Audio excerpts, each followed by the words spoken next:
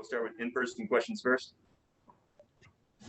Coach, just that last play, I know you guys had a timeout before that, but was that something that you drew up, or did you just give Ja the vision to either take the shot himself and find his open? Yeah, it was definitely an interesting sequence at the end with the review and the jump ball, and we're planning for, are we down one, are we down two, they're advancing, then it's a jump ball, and we talked to the guys, they call timeout. We just got them organized about our alignment, going after that 50-50 ball. I thought we did a fantastic job all game, just going after 50-50 balls, especially in that second half, fourth quarter.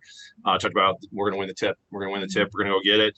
After that, I may or may not call timeout. I want you guys to run, space the floor, Ja attack, make the right read. I thought there's maybe a chance he had a great look at the rim, but he made a phenomenal play as the defense collapsed, trusted his teammate. Great pass, great shot from JJ, and then to back that up with great execution defensively with 5 seconds left, to force them into a tough shot that luckily they missed. And our guys competed, unbelievable game, full 48 minutes. We just kept fighting. Bogdanovich comes out, hits a couple big threes in that fourth quarter. Crowd's going crazy. Our guys just stayed poised, executed what we need to do, kept trusting the game plan, trusting their teammates, and we come away with a big win tonight. All right, looking at Ja Morant specifically, I mean, he attempted 10 threes this game, the most out of the season, and I think it's just something that we're not used to seeing him. He's more in a downhill attack mode. Is that something that you've encouraged him this season to kind of take that open shot and coming off the screen and look at the three-pointer? Yeah, I mean, obviously he's put in so much work. Proud of everything he's done. This offseason to this season.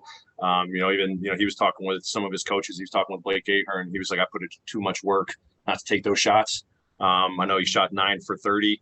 But 3 big threes throughout the course of the game, but then 11 for 14 from the free throw line was huge. I think he went 1 for 2 a couple of times in the fourth, but then had 2 big free throws late in the game. He's put in too much work, and when he has that confidence, he's taking what the defense gives him. I expect it to go in every single time when he shoots. You tell the team after those Bogdanovich threes, down 6, like you say, crowd's going crazy. What did you tell the team at that point? Surprisingly nothing. Sometimes, we didn't burn a timeout. When I think, he hit those back-to-back threes, can't really exactly remember, but I just had faith that these guys, we've been in these moments before, just settle down, let's get executed. All eyes were on each other to figure out what do we have to do to execute on the other end. We got a couple of, I think, free throws or finishes at the rim that led to free throws and just kept sustaining, that margin. We didn't have empty possessions on offense. They were able to keep building momentum. Really didn't have to say anything because these guys know to fight for 48 minutes, and it's something that we always talk about, and it came true tonight. What was the plan on the defensive end? It was like switching everything at the end. Yeah, I mean, we had great conversations with the team in the timeout. We'd been hedging some.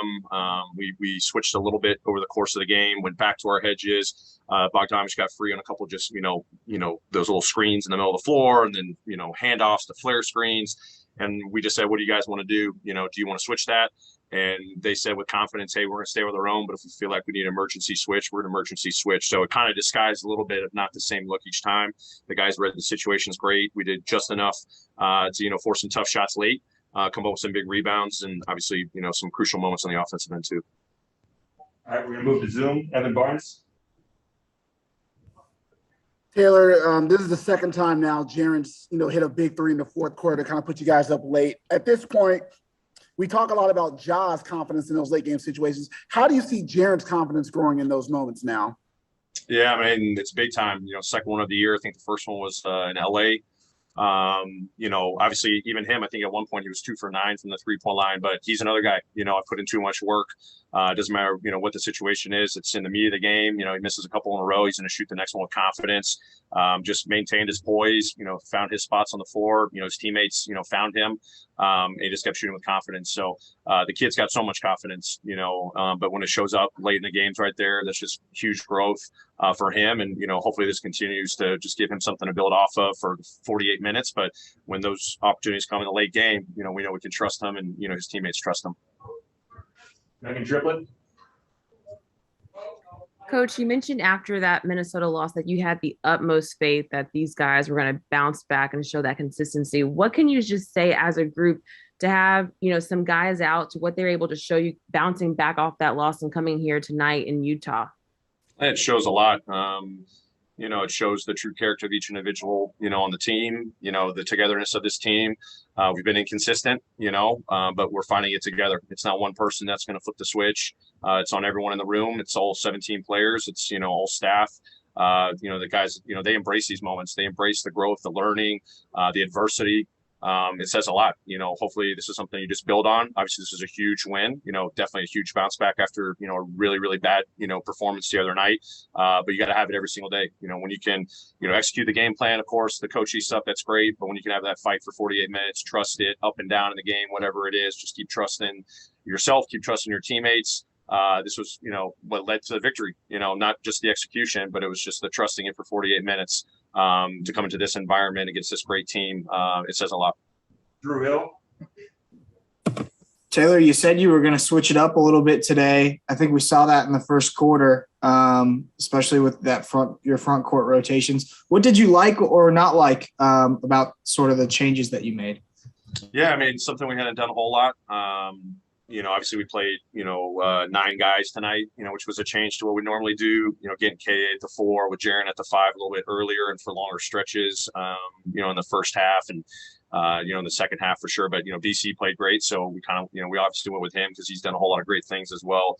But, you know, try to create advantages for us on offense, you know, put Jaren in positions to take on tough challenges, you know, Whiteside for some small stretches, but especially against Gobert, you know, when they're in those lethal combinations with pick and roll, you know, Jaren's been really growing defensively. And I thought, you know, there's some moments Gobert did some good things, but then JJ's activity, blocking shots, rebounding, you know, discipline and pick and roll coverages was really good tonight. And offensively, as I said, you know, we created some opportunities for him to get, you know, shot opportunities, but I thought he explored downhill attacks even against Gobert and had some nice finishes. And he just stayed the course. Shots weren't falling at times, but he kept driving again, big bucket, kept, you know, finding space around the perimeter, big shot. So, you know, just really liked what I saw. You know, guys, credit to them. No matter who we threw out there, they went out and competed great tonight. Time for 2 more. Parker Fleming. Hey Taylor, so again another strong start for Dez tonight. Just when he gets going like that early, especially off the dribble, just how do you see that opening up the offense, especially as the defense starts to adjust towards what Dez is doing on the floor? Yeah, I mean, it's huge. He's put a lot of work in as well. You know, he plays within the offense. Obviously, we'll run some play calls for him to be the decision maker. You know, he's got shots falling. He's running the floor with great pace. Teammates are finding him. You know, defenses are flying out at him, but he's making, you know, pump fake, reset, knocking down shots, attacking off the bounce, finishes at the rim, mid-range game. This guy's got, you know, the potential to have a very full package on the offensive end. So he's put in a lot of work, and it just allows us to have more guys out there that can make plays for us. Obviously, a lot goes through Ja, you know, Jaren, but having Dez, you know, take on some of that responsibility. When DB's back, you just got more guys that within the offense can make plays. And then when their numbers called, we have trust that they're going to make the right play at the end of the day. Last one, Sean Coleman. Coach, congratulations on the win. The defensive activity, 10 total steals from your starting lineup, and it really seemed like there were some defensive adjustments, especially inside the arc. I believe the Jazz were 16 to 23 in the first half. Life was a lot tougher in the second half, but it really seemed like y'all got stops once again when you needed to, especially in that fourth quarter. Yeah, I mean, I kept telling the guys, you know, I love our game plan discipline. I love how we're competing on the ball. You know, our shifts got better, and then they started hitting some threes, and we kind of, you know, made some minor adjustments there. But our pursuit and activity, getting back to the ball just to make those floaters and finishes just a little bit tougher. And then, you know, crashing at the boards with big stops.